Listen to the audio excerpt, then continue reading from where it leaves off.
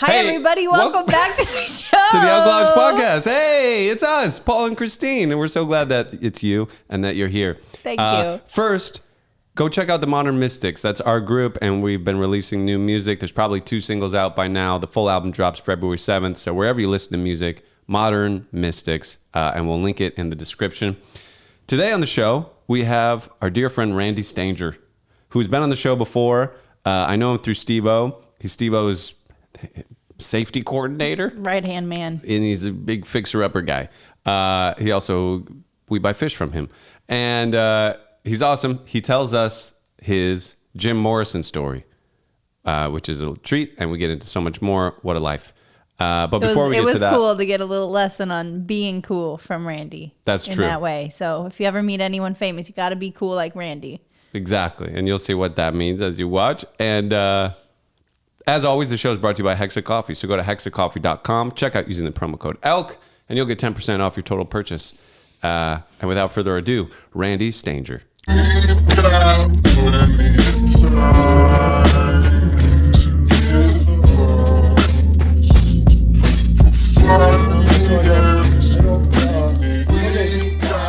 a driver around here that could sit in the car and go up in the crane? And the bus driver, I said, what's the guy's name?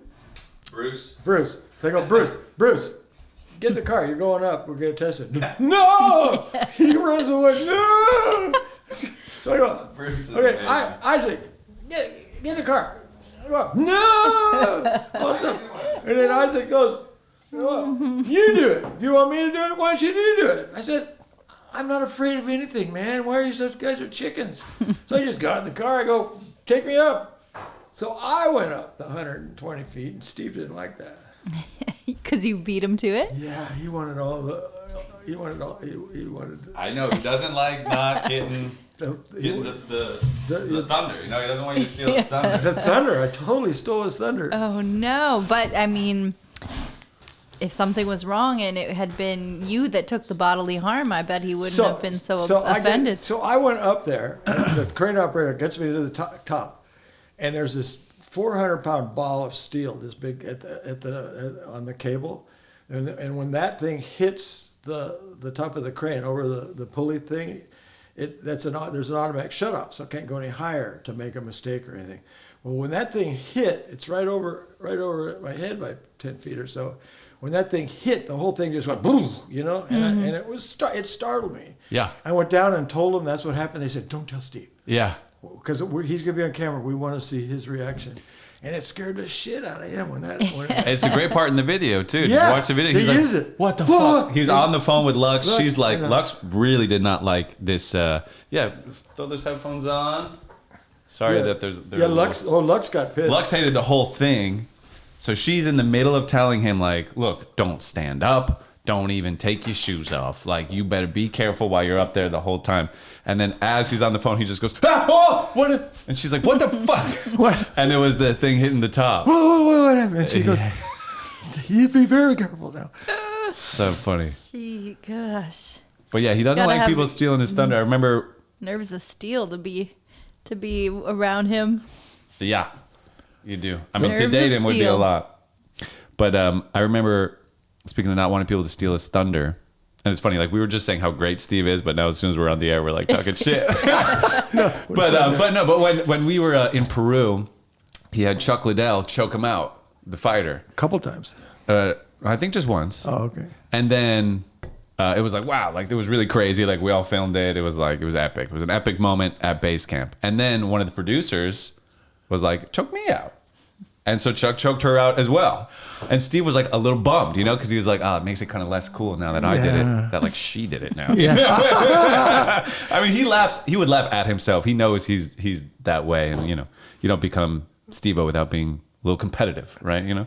So, but yeah. Yeah. Well, the last one, then I built that swing. And I said, okay, I'm not a skater, so I won't be testing this swing. You know? Yeah, the swing was... They got like a little lift thing and then a crane, and Steve for the skateboard video with Wee Man, I don't think I showed it to you, he like is standing on top of the lift, grabs the rope, swings, and then jumps on his skateboard, and then landed on a Tesla and rolled away. And it was actually really cool. It was a pendulum, you know, and we thought it was going to take half a day to set it up, but we figured it all out. I tested it with a sandbag, you know, Right. and it only took a dozen test drops, and we were dialed in, you know. We had it, and so that was easy. Yeah. And Tony Hawk was there. Yeah. Do you get excited about Tony Hawk or like in the celebrities around Steve at all? Do I? Do you? No. You have no real connection to Tony Hawk. Because Tony Hawk's a big deal. Oh, I know. He's a huge guy. And every time, everybody that I say, I did a little work with Tony Hawk, they just go nuts. And I don't get starstruck. So from nobody? Nobody. Not even like your childhood hero? You don't think you'd be starstruck? I did. My first childhood star was a surfer, my idol. I was 14 and I saw Corky Carroll. And I've been surfing for a couple years. Wait, Corky Carroll? The guy's name is Corky Carroll. God bless him. That's a great name. And he was 14 years old, just like me. Oh. And is at Doheny, where I was learning to surf and getting better and better. He could run up and down this surfboard and do spinners, and everybody else would just ride the wave. Well, he would ride the wave and do tricks. Like Zeke. And he was something else. So at 14, he was like my God. And then when I was 17, I moved in with my dad about 100 yards away from Corky's house at the beach. And then he was in 2 of my classes. Wow. And then we became friends. And he went sailing with me. And then I go surfing with him, you know, a couple days a week after school, you know, and just the 2 of us. And I'd watch him practice this stuff. And he was like many times world champion at 17, 18 to 25 years old. He was number 1 surfer in the world. And we were friends, and we're still friends. He lives in Mexico. Nice. And so were you starstruck when you first met him? Or yeah. Yeah, okay. That got you. Oh, God, yeah. But I learned, but then, you know, he was just a regular guy. Just a bro. Bro. He treated me just like a bro, you know. Sure. And he taught me a bunch of stuff. That was, you know, that's why with any sport that I get into, I remember how Corky was with me. You know, he was the best, and he would show me how to paddle. I became a champion paddler just with his techniques. You know, getting up and digging deep. You know, and in a surf contest that I placed in a few times, I did spinners. At the end of, you know, the judge sees me, everybody ride the same kind of wave and do the same stuff, but that guy just did a spinner. Twice. He did a little twirl on this board, you know. And is a spinner when the whole board turns, or just you're spinning? You do like a 360. You just do a 360 while the board keeps going. While the board keeps going, you ride backward. Cool. You go backwards. So it's like a long board. A long board. You're kind of walking up and down. You walk up to the nose, turn around and walk back. Right. Keep turning. You know, lots of walking. I love watching those kind of surfers. Yeah, they're so cool. So mesmerizing. Lots of one step over, not just shuffle up, but one big step, you know, step, you know, and then get 5 toes over the nose, and a quick 10, and then run back. Hang 10. Yeah. Right? That's what hang 10 is, when you get 10 toes over the lip. Yeah. So I surfed for a whole year with Corky, you know, almost every day, or a lot with him, but I surfed every day around those breaks. And I was really good at junk waves.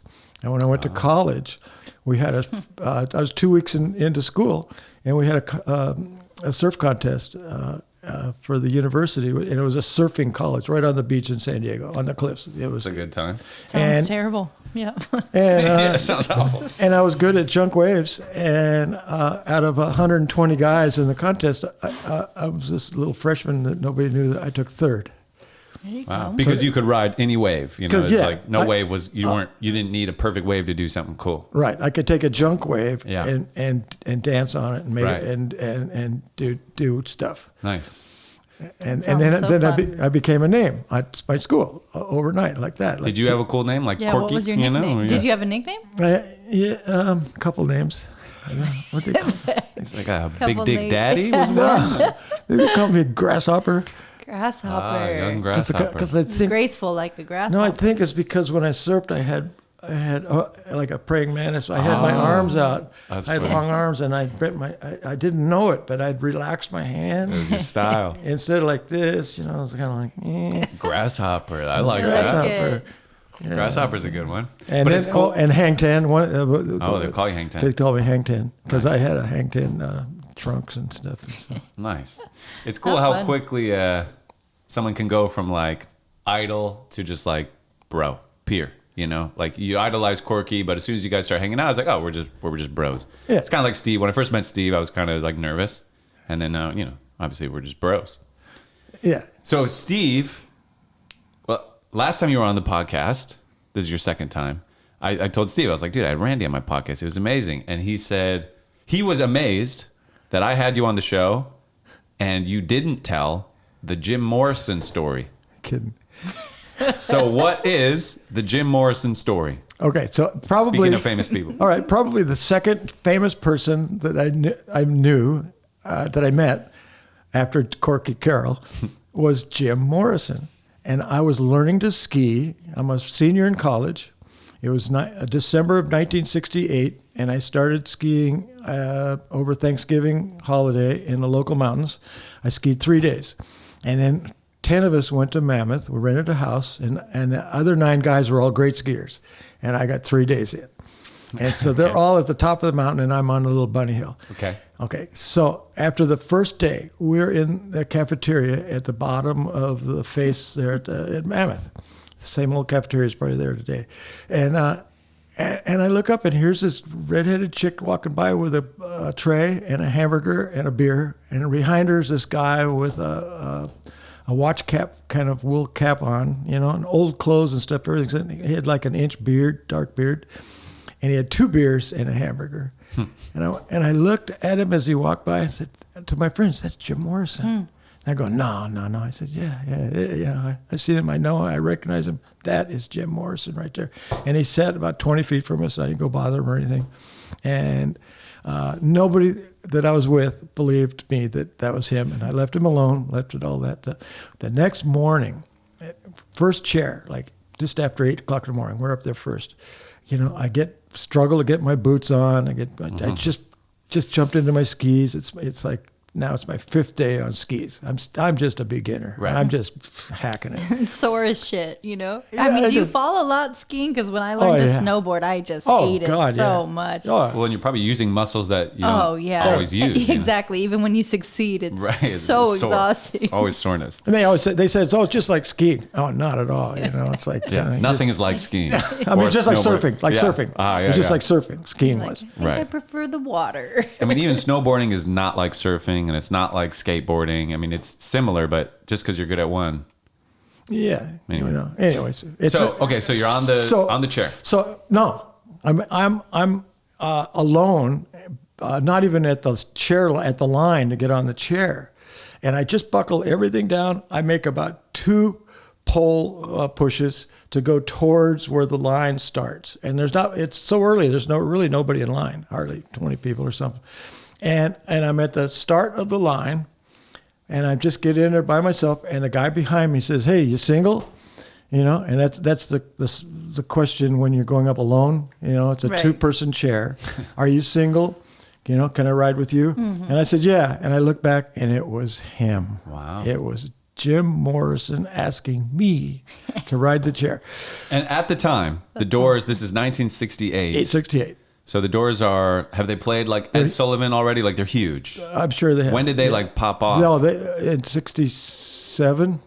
Okay, so they're well-established, very famous band. Yeah. 66, I think they were the house band at the Whiskey. 65, 66, and they signed and they got their first big album in about 66. Okay. 67, they were huge. They were, you know, and cool. So that was their biggest year, I think. So very famous. Very cool. big. So I have no more than a minute to prepare myself for the ride, and I kept telling myself, "Don't fucking blow it. Don't geek. Be cool, dude. Just be cool, Randy. How cool can I be, right? This is it. This has got to be the coolest. Don't be the geek, right? Yeah. right? And You're from California, for Christ's sake. Let's do this. Let's represent. so it got, you know. Randy, you're grasshopper. You can handle this. So I hadn't looked at him at all, you know. I just ignoring him as we pushed through the line and stuff. The chair takes off, and the momentum of the chair as it picks you up, and we hadn't even settled in yet when I went, God, I love your music. I remember just saying that. You just had to. God, As soon as you know his ass was actually parked in that spot. He's stuck now. He can't find a new single. Yeah, exactly. God, he was sitting on my right side. I said, God, I love your music. He looked over and said, what are you talking about? Yeah. I said, I saw you at San Diego last year, and it cost like 4 Starkist tuna labels and $2 to get into the stadium to see you, you know. And that, when you rolled in the limousine and everybody else went up and started tuning their instruments, and you just crawled, you didn't go half a mile an hour up to the walking with your head down to the stage and across the stage, where you got to that microphone and just went, you know, just into the first song. That just blew my mind, how you're able to control everybody. It was great. Because, nah, it's not me. I don't know what you're talking about.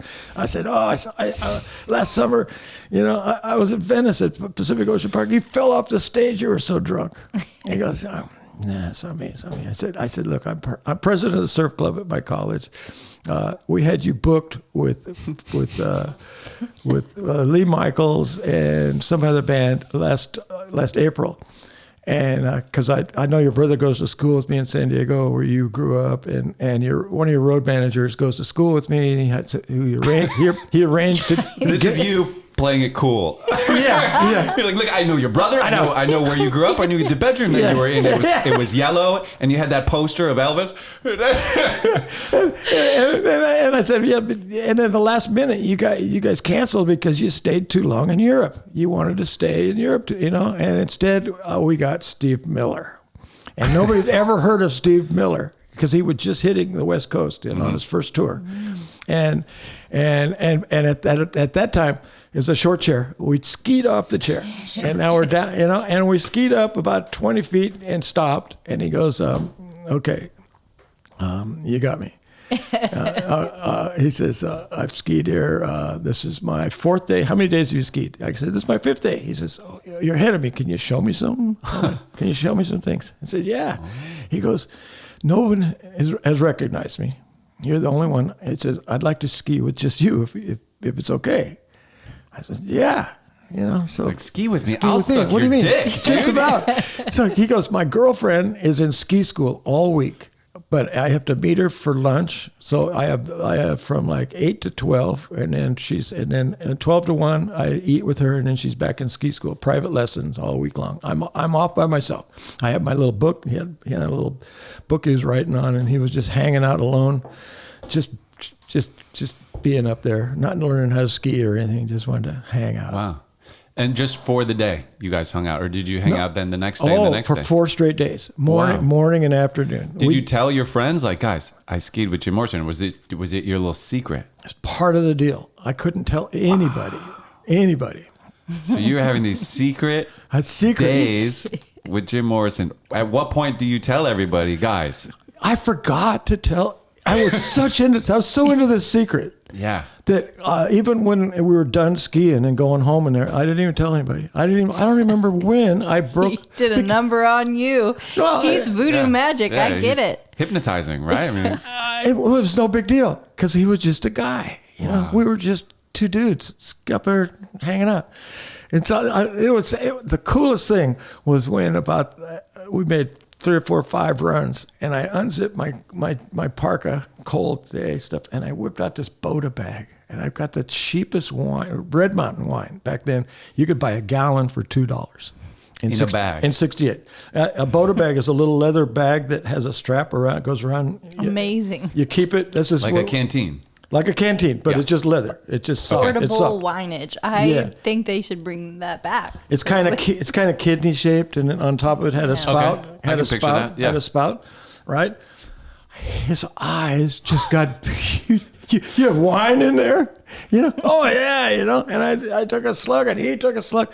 Okay, we finished that off. Okay, that day, and the next day he shows up, He went to the liquor store and he found this goatskin Boda bag that was furry, you know, the expensive one, filled it with the cognac. Mine was, you know, 50-cent wine, and he put hard shit in there.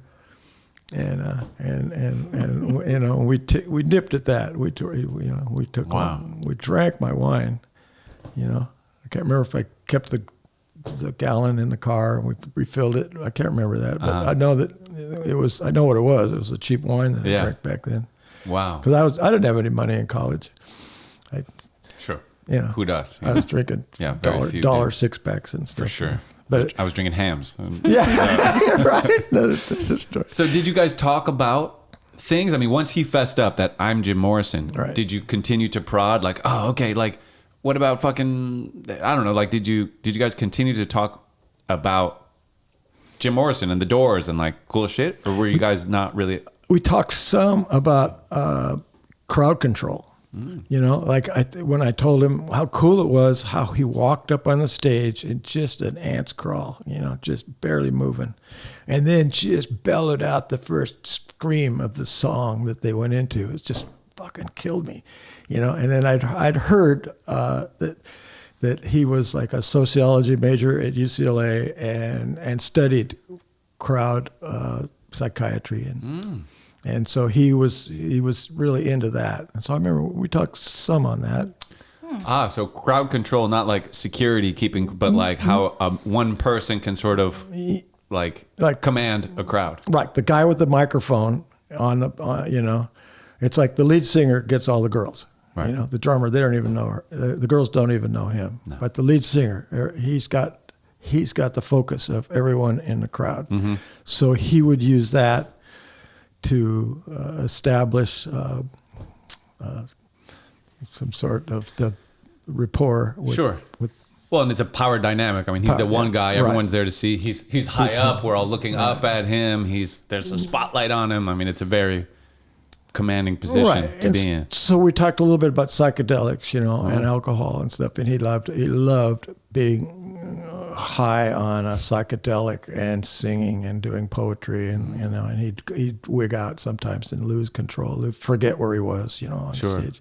Wasn't that the birth of the Lizard King, where he was like drunk or fucked up on stage, was like, I'm the Lizard King, right? Was it something like that? I think he was writing the Lizard King when I was with him. Okay. I saw, because I kind of would peek over, you know, what are you writing? What do you got there? Because sometimes he'd get out and write, you know, but I thought it was off limits, you know. I really didn't want to get into that, but I thought I saw Lizard something on paper. Because the Lizard King thing is like, it's a poem or something that he wrote. Yeah. Yeah. Okay. I saw something. You know, he's writing something about the sunlight and the snowflake, or I don't know. He's always, his mind was just spinning, and sometimes we'd make 2 runs, and then he'd let me. He'd say, "I got to go sit down for a while," and he'd go off the trail and be sitting on the same log and stuff way up in the trees, not just a little ways up because we couldn't ski well enough to get too far away from the trail. But he'd be over there and he'd just wave me on. You know, I'm not done. He was writing and stuff, and I'd make a couple runs. You know, because I was trying to get better and better. I would have gotten a lot better if I wasn't skiing with him. Work for that darn Jim Morrison. I know. He held me back, man. He held you back, yeah. And then it was about, I can't remember what part of the day it was. I think it might have been after lunch, because I unzipped my parka and I pulled out a little pipe. That I made, a homemade hash pipe. He goes, whoa, he's like, what have you got there? You know, what are you putting in that? You know, and I whipped out this little bit of hash. Whoa, you know, let's go. You know, he's like, what else you got in that fucking cup there, dude? Like, can I search you? Jesus. Exactly. I was gonna say, I don't think he picked you by accident. The more I'm hearing, he knew exactly what he was in for. Well, that's what he said. He said, I'm glad I found you. You know, you're the perfect guy to run into, man. You got everything in there. You know? It's like, you're like Mary Poppins or something. I said, well, yeah, this is, you know, portable pharmacist over here. Wow. It's the 60s. These were the normal things in the normal times in the 60s. People carry joints and pipes around. Oh, yeah. now. I wouldn't head up a mountain without weed. Yeah. It's a long day up there. You fall a lot. You need to chill sometimes. Sure. I mean, I feel like smoking weed is like a very big part of mountain culture, no? It is. Obviously, you There's, don't have to smoke weed, but they always have like the huts along the way, and everybody kind of meets there. There's like these little meeting points. Yeah, it's kind of built it's like into drinking during golf. It's kind of like assumed a little bit, right? Yeah, a little bit so. part of the culture. I think so. So did you ever see him again? That's in those days we didn't have cell phones. I had a telephone in San Diego at the house I was renting. He had one at his house in Hollywood. That's what we'd have. We had no reason to exchange numbers. Sure. So we didn't, Yeah. And I didn't impose upon him, like, oh, we got to get together. Can you get me into a concert? All that stuff. Nah, none of that shit. I had to be cool. I respect that. I had to be cool. Yeah. I mean, well, think about had you been so cool and said nothing, you would not have this whole story, this whole thing. I mean, had you just been, be cool, Randy, be cool. Yeah. Don't say anything. He would have never said, okay, I confess, it's me. Let's hang out. You wouldn't have any of it. Any of this, right? Like sometimes be uncool, you know? But I'm kind of gregarious. And so I imposed I wanted to see where I could take it at the beginning, like, yeah, I know it's you. Don't tell me it's not, because I know it's you. And this is how I know it's you. And here's one after another. Yeah, I have this chart. I'm not a stalker, but it's you, man. I'm not a stalker, but here's my manifesto why you are Jim Morrison. Right. Okay, you said a while back you went to see The Doors and you bought your ticket with $2 and four cans of tuna. Yeah, what? Yeah, we just went right over it's like that. a food drive. Four.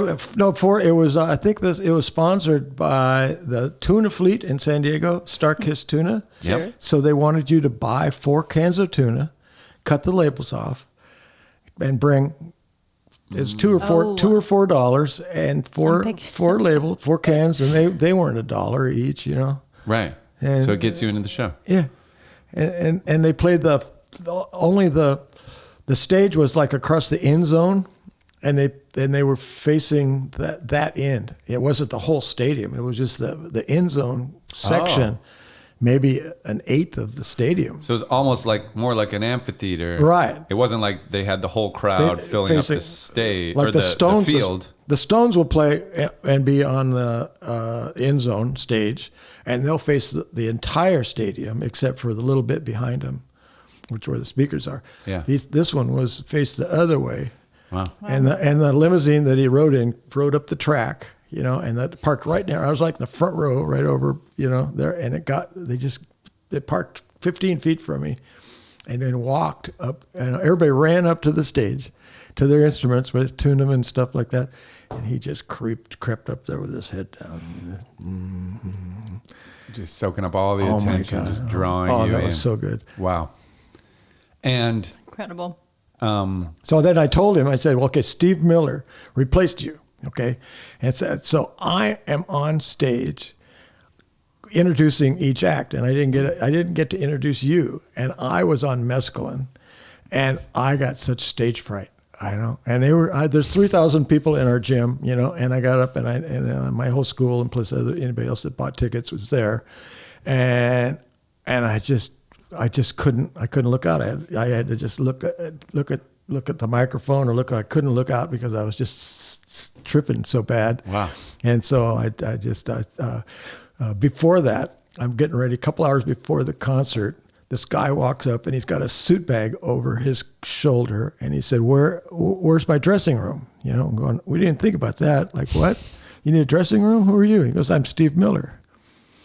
We didn't know, what he looked like. I still don't know what he looks like. No, it's like, I only know he's got such hits, but who the fuck are you, Steve exactly. Miller? Yeah. So he says, you're nobody. So I told Morrison, this guy walks up, says, "Where's my dressing room?" I don't know.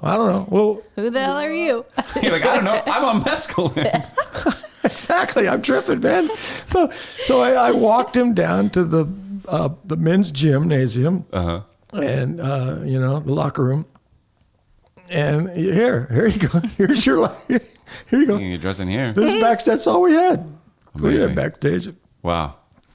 The when you got the 4 tuna cans, were you already someone who ate tuna, or did that encourage you to start eating tuna? Because you're my tuna guy. Right. You catch tuna. You supply tuna to Steve, to me. Right. You're the tuna man. Right. Did it all begin from that Doors concert? No, I started catching fish. But I hadn't never caught a tuna at that time.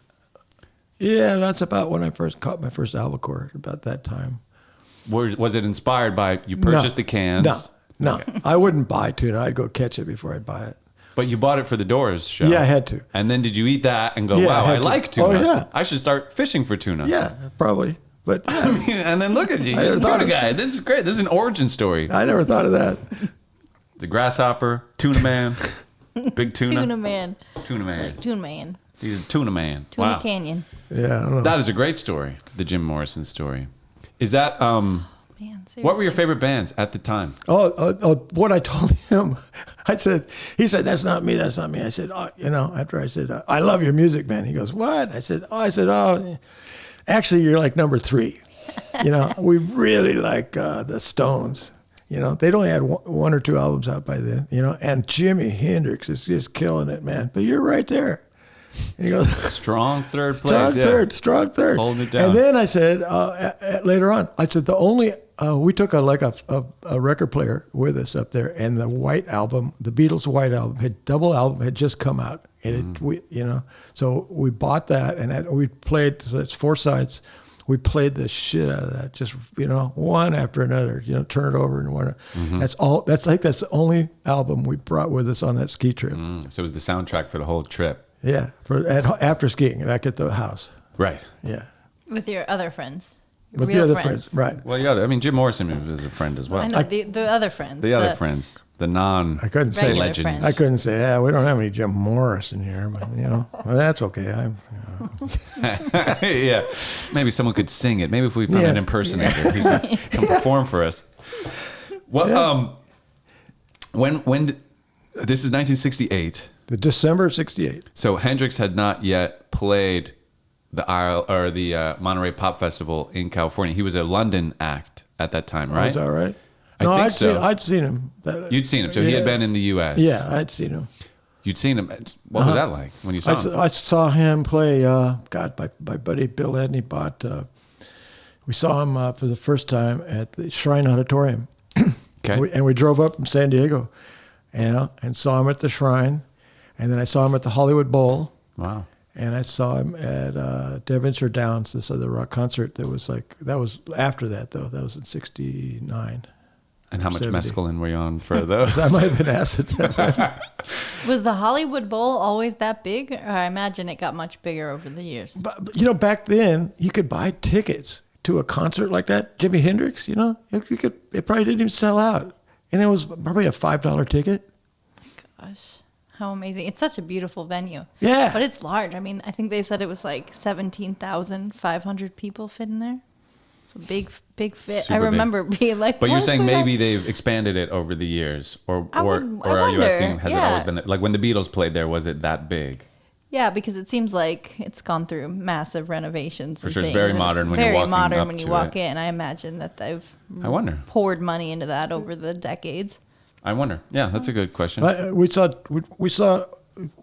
Adney we had back row seats. The last row in the entire forum were our seats, and we sat up there. There was the first 2 bands. I forget one of them was Chicago. Oh, cool.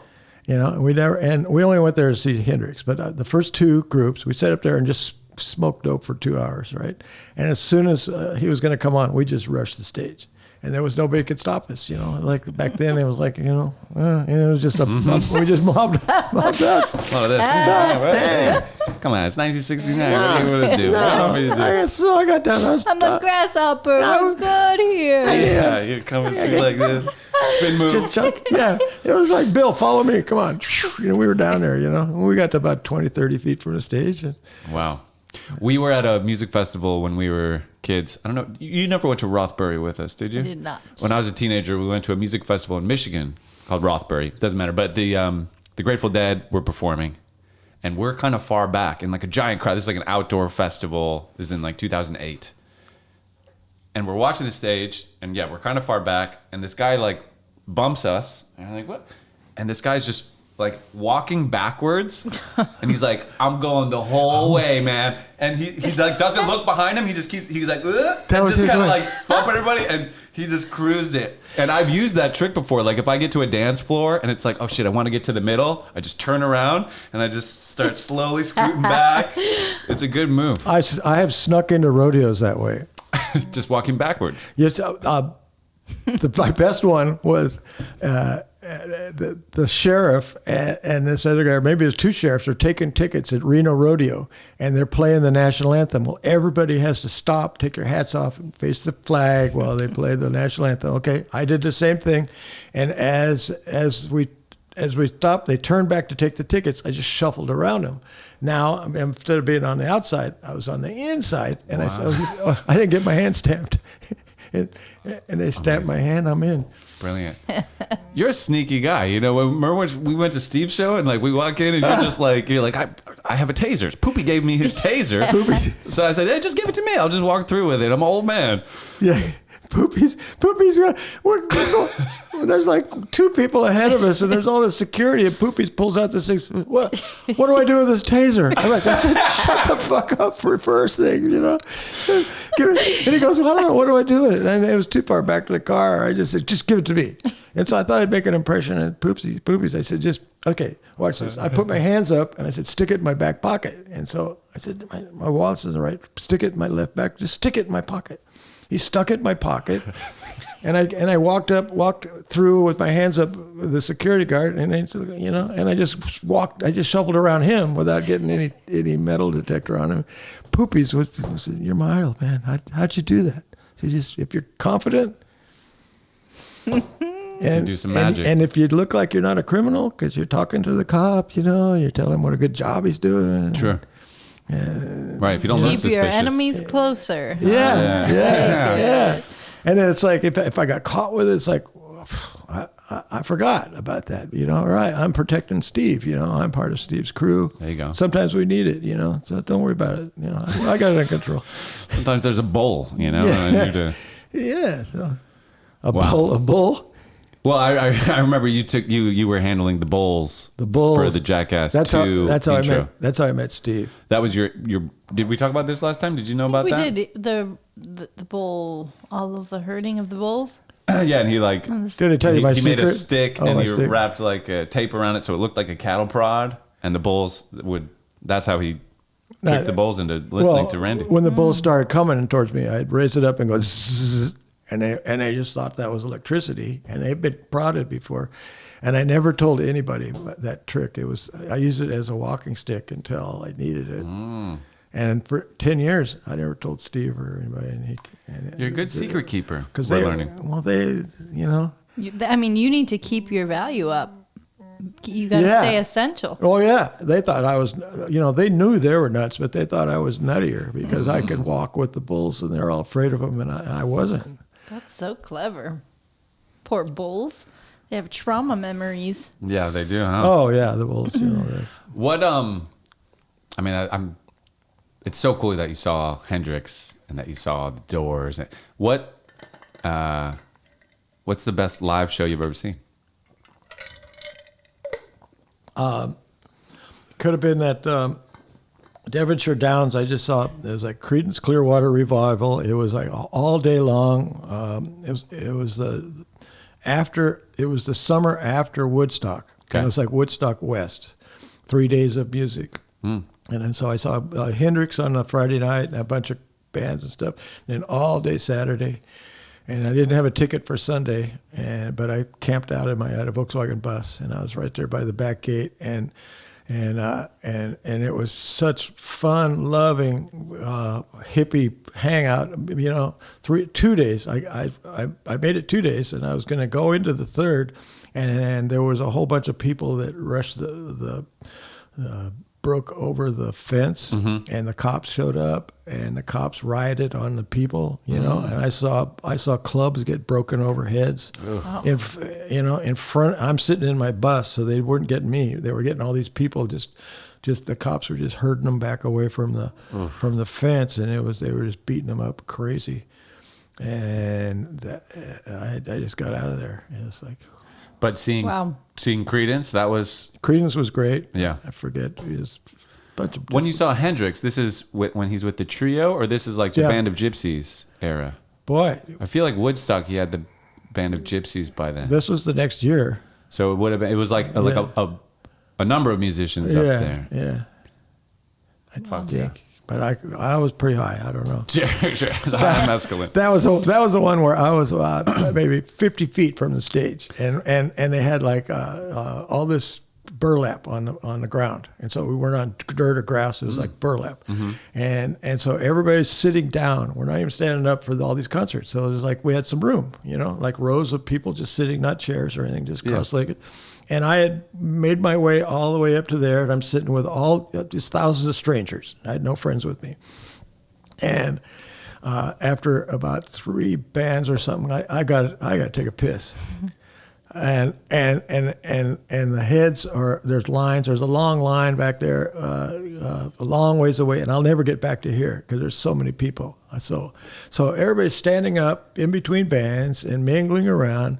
And I found a quart of Budweiser, empty bottle of quart beer, and I just held it under my shirt and just peed in this quart, and I filled it up, a whole quart, Oh God, it felt so good. And then there was this little pile of trash a couple feet from me, the old lunch, a bunch of crap. Yeah. And so I didn't want it to tip over because this would spill and it would run up the burlap. So I piled it. I put it in the middle of all this trash. So stood up, went back. And okay, so not 5 minutes later, somebody's going through that trash looking for some food, and they go, "Oh, look, there's some beer, man. It's full." Oh, and I went, "Oh, no, don't drink that. It's piss." And he goes, "Oh, thanks, man." "Oh, thanks, man." He goes, handed it to the guy next to him. He says, "Don't drink it. It's piss." He goes, "Oh, thanks, man." He goes, "Here, don't drink it. It's piss." And it went down the line, about 6, 8 people. "Don't drink it. It's piss." And it got to this girl, and she's all messed up. Her head was down. She's waving. Guy goes, "Here, man, don't drink it. It's piss." She goes, "Thanks, man." It was only a matter of time till somebody drank it. That was like a telephone game. Of course. And I'm just following it down going, "It's not mine." But that's piss, right? The guy. Right. So she got a big old swig and then just spit it out. Oh, man. It was that'll sober a person right up. Pretty funny. Imagine. Wow. Pretty funny. The opposite of sobering a person up. I was on a cruise ship one time, and it was like a music cruise. It's like a music festival on a cruise ship. And it's like, whatever, late night, like kind of dance party thing going on. And we're all so fucking thirsty. And this one chick has like a Camelback. Or no, she's got a Camelback, but she's not like wearing it, but she'll just like, she's got like a bag of water. And so I see her just like kind of giving water. People, I was like, "Oh yeah, yes, please, please, please." And so I get some, and then I realized it's vodka. It is, but I like took a sip like it was water, and I was like very, very thirsty. So I was like, "Oh!" It was painful. It was very painful. That happened to me. My buddy got inducted to the Hall of Fame of rodeo. Oh. And I took some vodka with me in a water bottle, and a couple of water bottles, and I forgot, and my because I just from the save on the bar bill and whatever, and it's about the last year I was drinking anyways, and I can remember somebody said, "Oh, it's my buddy's girlfriend. I'm thirsty. I got some water here," and I totally forgot that it's all vodka. Just took a big slug. So they thought I did it on purpose, but I just made the mistake. And you're like, "I'm drunk. I've been drinking vodka." It's nothing. It tastes like water. This is water. Yeah, to me, it's water right now. Right. It's clear like water. It's the same. No. So I've done acid, but I've never done mescaline. What is it similar? Yeah, quite. What's the difference? I don't know. One you take at a Doors show, one you take at Jimi Hendrix show. I don't know. Maybe I don't know. You get introspective, you get creative, you get colors and all. But it's like, I took both of them and I'd go skiing. Once I moved to Tahoe and I got really good at skiing. Because I skied that first year up there 125 days. So I got better every day. The next year, another 130 days, better every day. Just working, just hard. I was one of those guys that just charged. Putting in the hours. the runs, you know. Yeah. Up early, stayed all day, just charging, you know, just doing bumps and jumps, and you know, I remember my 3rd year on skis, I was jumping 100 feet. Wow. And doing trick. Then, you know, after about 3 years, we had a bad year. I bought ballet skis, and I was working in a restaurant that had movies of these guys doing ballet tricks, and I could learn by watching them do slow motion, and then I dream about how to do it. I go up the next day and practice, and I became I learned ballet tricks on skis. Wow. Are ballet skis Shorter. Makes sense. I've never even heard of ballet skiing. Me either. But okay.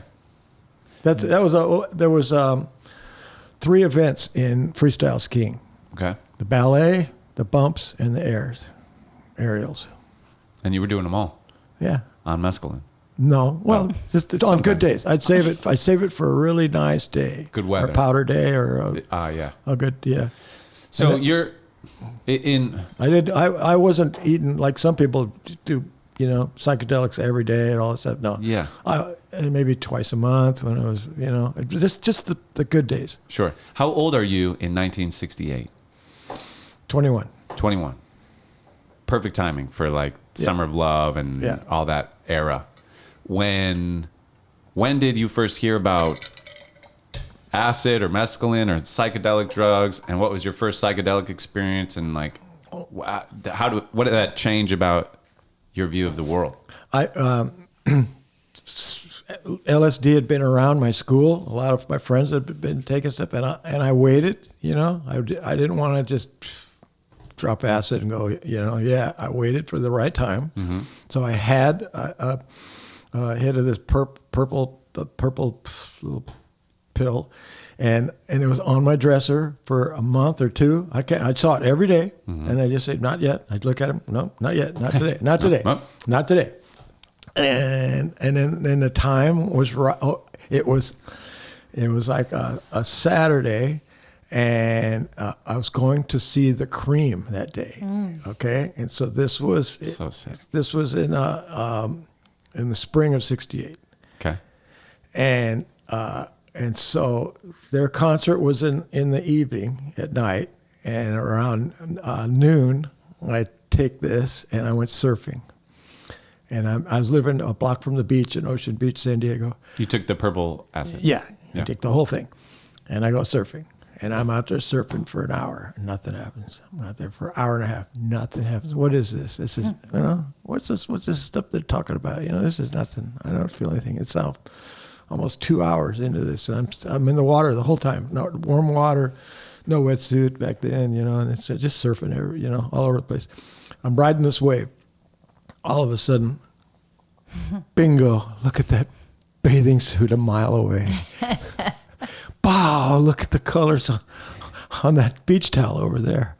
Wow, and I'm on the board riding when all this happened, when it just kicked in like, holy shit. And I just fell off the board. I'm underwater looking up through the foam like, whoa, man. Look at the white foam like a foot over my head. I'm under, you know. Oh, this is so cool. So I just got the board and I walked back to my house. I got in my bathtub, this old clawfoot bathtub. Just got in the bathtub and I just playing with the soap and with a little toy or something. And I just Googled, you know, a couple hours just, you know, just naked in the water, just playing around like, you know, like, oh, we got to get ready to go to the concert. And I don't think I can drive, man. Whoever I was with or something, they drove and we went down, and it was in a basement concert, maybe 1,000, 2,000 people is all. Wow. The stage was no higher than this table, you know, 3-4 foot high stage. Yep. I am at Eric Clapton's feet watching him play, and Ginger Baker just wailing it out. And I had their first album had come out. That's all we had. Okay. The Cream was brand new. But Clapton was already famous from the Yardbirds, or what was his band before? Yeah, he'd been around and stuff. Yeah. But he was known as like the best guitar player ever at the time. And he was the best then with them. And you know, and this is pre-Hendrix. Hendrix is right there too. Right that year, he's breaking out. What year was this? about spring of '68. Okay. Oh, okay. So All right. they were there. It's not They pre-hundreds, were yeah. one of them. Okay. You know? Cool. But you know, I remember he had these tennis shoes on that were all painted rainbow colors, and I took my tennis shoes and the next day and painted them all rainbow colors, just like Wow. like him. And was it a like either during or after, like an introspective, like, you know, like thinking about like what life is and like, did it go there for you, or was it just kind of a fun ride? No, it was. I loved them, their music and all that, but I saw 1,000 pair of eyes, and I knew exactly what you did for, you know, where you came from when I saw you. You were seeing it like into people's souls. And I could totally see their soul and where they, you know. And the next time I took it, a month or two later, I was in Waikiki Beach, and right there in front of the Sheraton, where all these people would walk by, and I'm sitting in the shore break just watching. I do where that couple's from Ohio, what he does for a living. I know, you know. I could just tell. I could just see. I could see people. You could see everything. I could just see people Pretty figure incredible. them out. I mean, did it feel like, I guess what I'm getting at, like this, you know, when LSD and everything was starting to be consumed recreationally by kids, it was sort of a, like, or it's at least regarded as somewhat of a revolution, like an awakening of like, whoa, like what is life? What is the world? Like what is going on? Like, were you experiencing any of that? Or for you, was it just like, this is just fun and there's some fun shit going on? Yeah, all of that, all the above. Okay. And as a skier, I was 3 times as good a skier on acid than I was the day before, and the next day I was 4 times the worse. It was horrible. But I was completely in tune with all my muscles and the feels, because you got to have real good toes, and real good balance and real good edges on when your skis. Your feet, For sure. you have to angle them just correctly to feel the snow, to get to initiate each turn, and have the guts to dive downhill.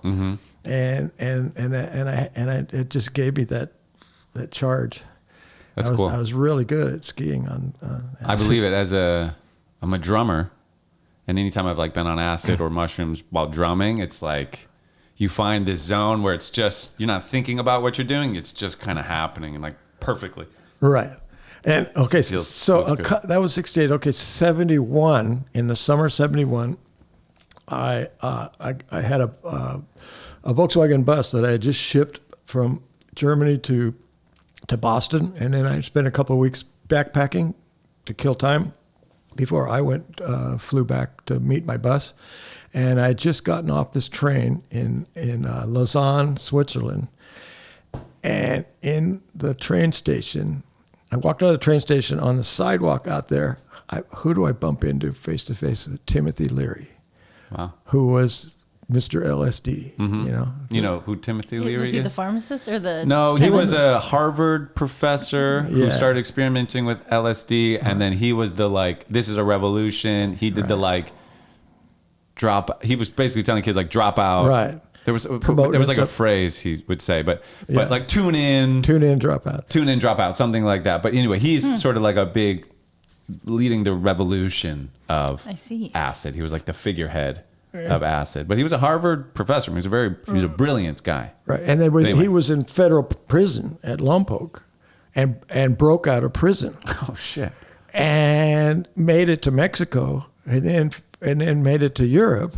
Oh, I never realized he was on the run from the law. He was on the run. Oh. And so he then that was the day he was captured and let out in Switzerland, because the Swiss they're all neutral stuff. Sure. But he agreed, he plea bargained or something. I forget what it was. But that was the very, very day that something happened with his prison term, and he's in Switzerland, and his wife was there, and they were having this violent argument, and it completely. Now, we think that he's this peace and love guy. Right. His ass is right. He was so nasty, and I followed them down the street wanting to get a word in. Oh, can I learn from you? I love can you your teach music. me? I love your music, man. I tell you, follow up this day. I'm just kidding, I might have had some mescaline with me there, and I took some over there, and I wanted to share with him. I wanted to, and I couldn't get a word in, and I followed him for a block. I was right next to him, and they were arguing so violently. It was horrible. Damn. That's is there sort of a loss of innocence there? Like we're seeing this guy, but he's not the sort of hero that we thought he was. Yeah, I didn't have the starstruck attitude. Yeah. But I did want to have a conversation with him. Right. I'm not your stalker, and I don't. Sure. But you also had an expectation of sort of his behavior. It'd be like meeting Gandhi and him being a fucking asshole. You know, you're like, what? This guy? Yeah. Like, that was it. That was it. Yeah. It's a bummer, dude. But people are people, you know? Like John Lennon was an asshole. Bob Marley was an asshole sometimes, Cops still suck. Cops still suck. It's like people can let you down if you idolize them. If you have this idol image of them, totally, you will be very disappointed when you meet them. My wife went to a screening last week at with her best friend, who's a member of the Academy. It was at the Academy Theater, and I guess they knew. She didn't tell me there's going to be a Q&A after the show. Mm-hmm. Well, after the movie, they go out. They always duck out the side door. And who is waiting outside the side door but Tom Hanks and his wife? Mm. And he shook my wife's hand. So when she came home later, she says, "Guess whose hand I just shook?" You know. And not only did I shake Tom's hand, but we stood and had a conversation with him because he said, "Where are you going?" "I'm going on stage. It's Q&A." "Where are you going?" "Don't you want to talk to me? Don't you want to hear me talk about my movie?" You know. And he used the line that he used later on. I guess it's a canned line. He says, because his wife, Rita Wilson, produced the movie. Mm. He said, "I had to sleep with her for 365 straight nights to get this part." Yeah. So, wow, that's funny. And then she said she was crying. The movie made her cry, and she told him that, and it was, because he's the best at what he does. And what's the movie? Was it My Name Is Otto or something like that? Mm-hmm. All right, I haven't something like that. Some new Tom Hanks. It's something like that. That's cool. It's about a guy dying, I think. He played an older guy. What he is, and sure. She goes, "He's not as tall as I thought." Huh. You know, she's taller than he was. Funny, yeah. He is. Yeah, you always expect famous people to be large. You know, they're. Oh, I met Roy Rogers. You know, Roy Rogers, the big cowboy. You know, the big hat and all that on the horse. He's a foot shorter than me. You know, little guy. Unbelievable, this little guy. He's a little old man. He was at my mom's church. You know, they remember out in Alpha Valley. Wow. Same church, and it was Dale and Roy. Like Roy what? Rogers. Just what? Funny. I've never seen a Roy Rogers movie, but he's a Western star. Yeah, he was like the squeaky clean guy. You know, the Palomino horse and all of his shirts were those silk shirts with the Western embroiderment. I always call those Roy Rogers shirts. Oh, okay. Because That's like Nashville fashion. Yeah, that stuff. That's Roy Rogers. Silk and cowboys. I mean, they really don't go together. Yeah, no. But those the funny, like that's the the button up with the kind of lace all over or whatever, the embroidery. Yeah. Is not the fabric you choose when you're working hard. Sure. A true cowboy or cowhand is really not wearing silk. He's a polished Hollywood cowboy. That's Roy Rogers. I respect it. I like those shirts. Yeah, I love them. I made Gary LeFew wear one of the. We went on To Tell the Truth. Gary called me up and said, "Hey, we're going on a TV show next week. You're going to play me." I went, "What are you talking about?" He says, "Well, there's this show. They called me up. They want me to be on To Tell the Truth. Wow. And there's two imposters and me." And he was the guru of bull riding. Yeah, Gary LeFew is like the bull guy. If you need bulls, you need an expert on bulls. That was his nickname, the guru of bulls. So Jackass, anytime they've had bulls around, it's Gary LeFew. Gary LeFew's bulls. Same with the Dudesons. Anyway. So he called me up, said, we need another guy. We need two imposters. Okay. So, and do you know anybody? I said, no, I don't know anybody. And this is after Jackass 2? Oh, way before. Way before. So you knew Gary LeFleur for a while. Oh, years. Oh, because you're in the rodeo world. No. I met Gary in 1972 at Tahoe. So that's a long time ago. Sure. He had a broken leg because he broke it at the national finals. A bull had run him into the fence and his toe caught in the chain link fence and spun his leg around. He bucked off. He said he got up to run and he looked down and his right leg was facing the wrong direction. Oh, damn. So he's on crutches when I first met him. His Wow. wife and this good friend of mine, this girl, were best friends. And so he came up and I took him fishing in my bus. And we just hit it off. And I'd never been to a rodeo. I didn't know what So he got you into the rodeo world. Yeah. Oh, okay. Totally. I never, Sure. He gave me my bull savvy credentials. Yeah. Friend of Gary, you're in. No, I spent a lot of time at his ranch. You learn how to move the bulls through the chutes Sure. and get them back in, how to put the things on and all that. And then that's what I did in commercials with him. That's how I got my SAG card, Got you. being a cowboy in a commercial. Wow. And just because we were bull savvy. Bull savvy. You do bullshit. Yeah, we do that. And that's how I met the Jackass guys. Gary called me up and said, you're going to work on, you're going to spend 3 days on the set with the bulls. We're all going home, but you got to stay there. Because I was sober like 3 years. There you go. You're like, we're getting drunk every night. Yeah, So Randy, we need you. We can trust you there. Yeah. And so, okay, to tell the truth. So to tell the truth. Yeah. So. You know about this show? It's an old game show. It'd be like 3 celebrities. No, 1 celebrity. One real guy. No, but the guesser. Oh, yeah, people guess. guessing. 4. Like 3 celebrities. No, 4. Sorry. Okay. 4 celebrities. And then Then they some. have Then they have like imposters. I'm And the real person. I'm DB Cooper, the man who hijacked a plane and blah blah blah. And then this other guy walks up and says, I'm DB Cooper, the man who. And then anyway, the celebrities each take turns asking questions, and then at the end you try to figure out who is the real DB Cooper or Gary LeFew or Right. whatever. And so they ask you a series of questions, and it's 4 celebrities and John O'Hurley. He was the 5th. He's the host? Host of the show. Okay. Who were the celebrities when you were there? Paula Poundstone, Yeah. Brooke Burke, Okay. that guy, I forget his name, but he died. A character actor who's been, a real funny kind of guy. Okay. He was on Hollywood Squares a lot, and Okay. those kind of people. But I remember Paula Poundstone the most because she threw her pin at me. Okay. So So you come out, you say, I'm Gary LeFew. no, but actually, we go down to NBC Studios, and it's filmed right next to where the Tonight Show was filmed. Okay. The next stage over, and they filmed it on Saturday and Sunday. So they had us scheduled for later on Saturday. So they put us in makeup. They show us. They give us a tour of the whole thing, and this is what we're going to do. And we're all in our Western gear stuff and in makeup. They put us in a green room by ourselves. We have our own little room with a TV that we can watch what's being filmed in the next room, what's going on live there. It was like the dating expert, and it was like, different stuff. Mm-hmm. So we get to practice in there, like, what if they ask us this? What if this, that, and Gary is sworn he cannot lie. He's got to answer. He cannot fake. That's the rules of the game. Rules of the game. He can't pretend not to be Gary Yeah, LeFew. and we have to pretend to be him. So he has to, if they ask him a question, he has to legitimately answer it correctly.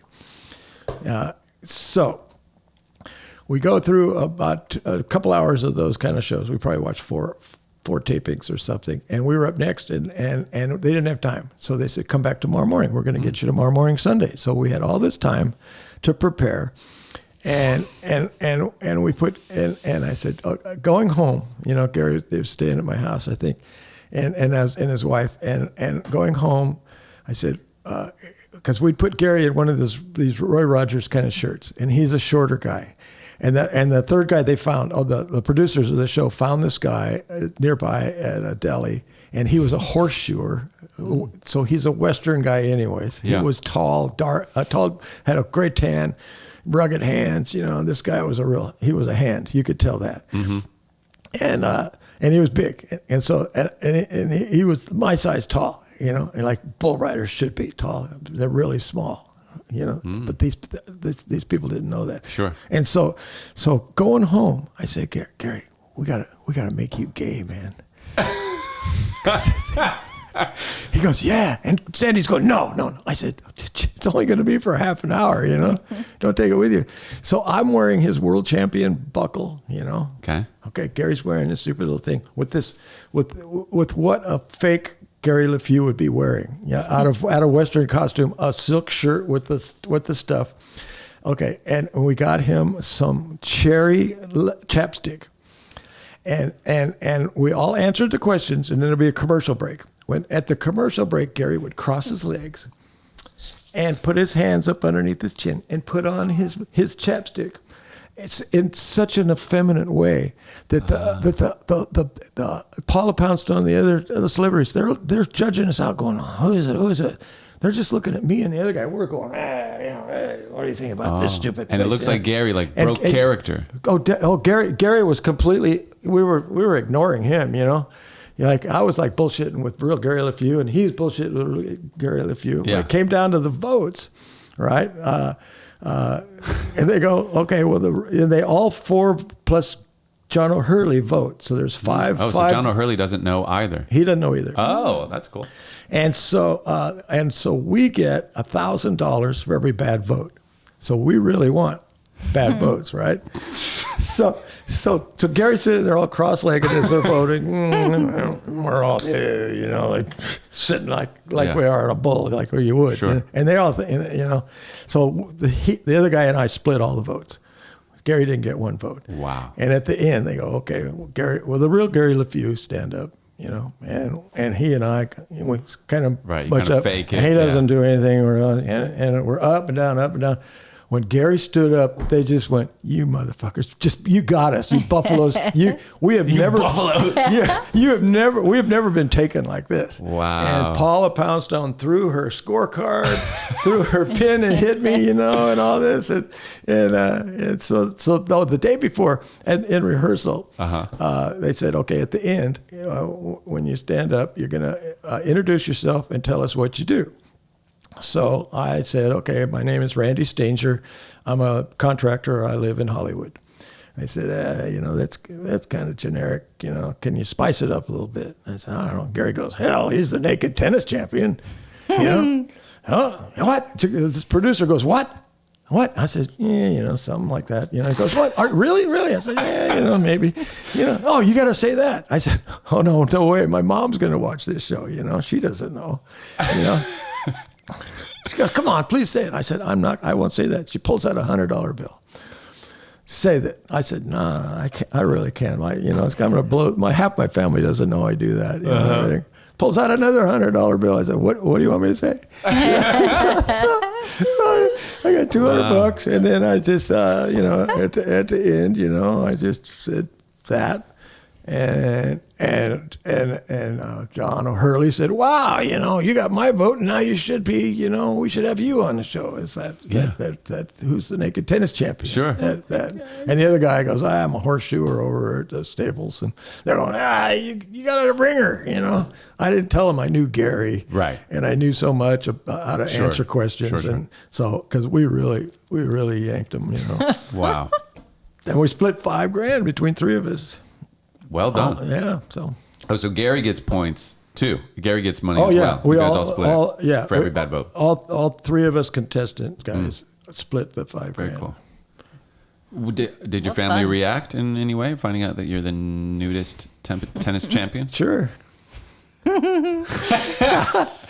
always knew you were a little bit off. Yeah, there you go. No big surprises. No. Oh man. Well, Randy, this has been great. Oh wow! It's over. Too much. We did it. You did not talk too much. I think you're my favorite guest we've ever had. I was sitting back and I'm just like, I love this. I'm just getting to hear these amazing, rich tidbits from your life. Yeah, it's a treat. I really think you're my favorite. I think it was TK. You know TK, right? Yeah. Oh yeah. TK was our favorite guest for a long time. Yeah, Thomas. Don't put that out there. It's too intense. Not anymore, TK. Not anymore. The people I'm working for you're now. Second, maybe you're third. Who knows? I didn't even talk about. It's right up there, though, TK. My folks this week, they want to know how am I going to read this, and I'm working for the coolest people right now. You know, the guy and his girlfriend. There, you know, the rock star and the athlete, man. Yeah, they are such so cool people. And my whole life, every week, it's something different. You know. I was going to ask you that, like, you know, mantras, affirmations. They're all the buzz these days. Is there anything that you tell yourself, like, on a regular basis to, you know? Yeah, breathe. Breathe. It's all, you know, everything, you know, when I'd hypnotize myself, it's all breathing, you know. Breathe in, and the exhale. It's in. If you slow down, you know. We all just took deep breaths. Just a deep breath. Yeah, you did, didn't you? I did. It's Yeah. amazing. We went to our first breath work class recently, and I like busted open and was crying a lot in it. And I'm like, wow, yeah, just breathing in this different way. It just Yeah, it's hits this like so very different. intense guided breathing, and it sounds like bullshit, but I It's mean, really powerful. Our it's bodies were very powerful. like tingling, and there was definitely, we were doing these like shorter breaths, so we were essentially getting less oxygen for some time, and there were like rapid, shallow breaths and stuff, and then eventually changed, and it was just amazing how much. Yeah. It's amazing when you ask me the question, and what comes to my mind is something I never think about, because we don't think about our breathing. It's something we're always doing. And if I do think about what do I have to think about, I stop, and it really makes you slow down and go introspective. When you stop and just close your eyes and make a deep breath, exhale, and you can do this for a while. And it's meditative. I don't meditate, but if I hypnotize myself, and that's the same thing, I think. Sounds very similar. What do you mean exactly when you hypnotize yourself? Well, I got hypnotized when I was in college, and the hypnotist, it was a stage guy, and he told me I was, he used the term like 1%er. I was at the 1 percentile of people who could get hypnotized, and this was the first time I'd ever been hypnotized. He says, you're good, you have a switch in my brain that I can do it. He says, you can learn how to do it to yourself if you want. And so I went and did. I just repeated to myself what I heard him say, and I could take myself out. And I go surfing in cold water and tell myself it was warm, and I wouldn't turn purple. And it was Wow. I quit smoking that way by accident, because he told the other people in that show, I was under. He said, anybody want to quit smoking? These other people said, yeah. He says, okay, tobacco's going to taste like horse shit. And I would smoke 3 or 4 cigarettes every night when I was studying and stuff. And later on the next evening, when I lit one up, I couldn't even smoke it, and I didn't. And for 2 days, it tasted like horse shit, and I didn't know it. I just knew it tasted bad, and then I remembered what he told. It was imprinted in my brain. It was horse shit, and that's how strong hypnosis is. Wow. I took Steve up to Santa Barbara with his girlfriend at the time and to get hypnotized, because that was right before he went on Dancing with the Stars. Because I knew that you could, with hypnosis, you can get better at something by concentration, by hypnosis and stuff. Sure. So he was a horrible dancer. I said, you can use hypnosis to become a better dancer, to focus yourself, to learn body movements and steps and all this stuff, and memory of all that, and Beth can quit smoking. And so they went up and they had each an hour with this hypnotist, and Did she quit smoking? for a few days. Because he didn't do very well in Dancing with the Stars either. I don't think Steve is a 1%er. But yeah, that's really cool. It's powerful. And so on stressful days, you remind yourself, like, breathe.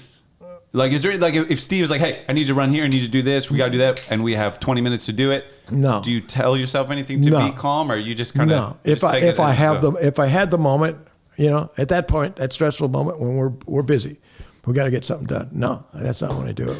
I do it when I, nothing else. Like, let's relax. In that moment when we're that busy, are you stressed? Are you feeling the stress and the pressure of the moment, or do you remain calm? I remain calm. Because you seem calm on the outside. Yeah, I'm calm. But I know what a perfectionist he is, and I want to make it safe. And that's why he has me working, because he knows that, and he trusts me so I'm really the safety guy. For sure. It's the coordinator of safety. From like one of the most wild guys, the safety coordinator. It's fun. You've lived a wild life. Like of all people, Randy is the safety coordinator. Yeah, like that's a little bit outrageous in its own The guy is high on acid doing 100-foot jumps and skis and top. No, That's safe, yeah. No, I mean, it's Well, Steve's all about, alive. Steve's fine. You've done a good job. There's a lot The of proof is calculated risks out there, and if you've taken a lot of them yourself, you're more likely to know to see it, and But I get it. But I It's learned good. how to. You're qualified. When I was real young, my dad taught me how to figure things out, how to troubleshoot. He called it, and you always look for the easiest thing to fix instead of the hard. You know, if you got to fix something or build something, what's the easiest way to do it? Start that way, and then go through it. Because he was director of vocational education for the county, Orange County, and they would have troubleshooting contests where they would have something wrong with a car or something like that, you know, and a team would have to come in and figure out what it was. And so you'd just how to fix something, how to build something, how to do that. So that's how my mind kind of works. Like when Steve says, oh, this is what we're going to do. You're going to put me on a sign. We're going to drive to Las Vegas. How are we going to do this? I said, well, let me think about it, you know. So I just get a piece of paper and draw it up. And just like, what's the easiest way to do it? The low-hanging fruit of options. You start there. Yeah, and Smart. so and I got some tools, and I have some ability to build stuff, and the rest of it I fake. Don't we all? As long as you look confident, they'll let you in anywhere, you know? Totally. Right? Yeah. You get back, just walk backwards into the concert. Walk backwards, dance all the way up to the front of the stage. Yeah. That's right. Yeah. All right. Well, fuck, Randy, thank you for coming over Oh, and for doing this again. That was fun. And I cannot wait to have you on the show again. Oh, wow. You are my favorite guest. Oh, wow. So hopefully we can have you soon. I don't know. We'll figure it out. Oh, wow. We don't want to I'm in spoil agreement. people with too much Randy, but Okay. But there's more to know. Thank That's you. for sure. Yeah, I feel like we've only scratched the surface. Always. Still. Always. All right. I have to pee like a bitch. Good night, everybody. Good night. That was so fun, man. That was great. I had no idea. You know, I thought we were sitting down to talk about something, and all of a sudden we realized we're on. Huh? That's the way we like to do it. Yes. Just kind of like...